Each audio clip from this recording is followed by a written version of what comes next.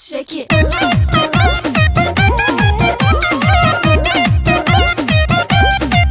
मुझसे दिल लगा लो, एगो किस दूंगी क्लोज अप, प्यार करने का राजा बख्शीश दूंगी।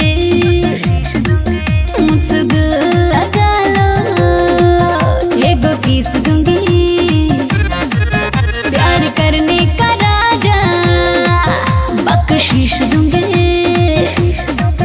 साला आजकल का प्यार भी गजब हो गया, सुबह लब हो गया, सांझ सब हो गया।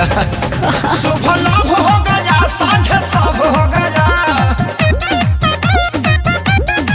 हो सुबह लब हो गया, सांझ सब हो गया।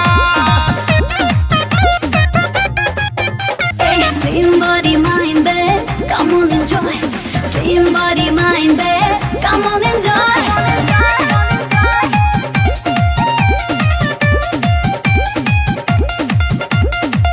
आजकल की लड़की गांव चाहे शहर की, सच्चा प्रेम कहाँ करती है। अरे करती है। व्हाट्सएप पे होती है चैटिंग, हाँ 5 मिनट में है सेटिंग, मम्मी पापा से नहीं डरती है। यहाँ कहाँ के करो के हस्बैंड चाहिए, मजा करे खातिर को बॉयफ्रेंड चाहिए।